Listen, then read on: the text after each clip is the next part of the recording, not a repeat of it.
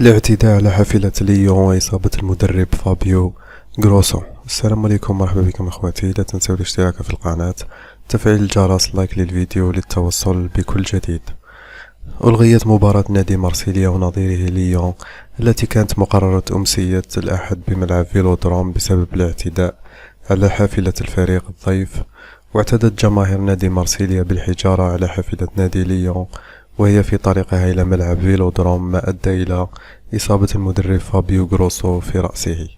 قالت رابطة الدوري الفرنسي في بيان رسمي خلال اجتماع عقب الأحداث التي وقعت خارج ملعب فيلودروم أثناء رحلة حافلة نادي ليون، أعلن الأخير أنه ضد إقامة المباراة في هذه الظروف.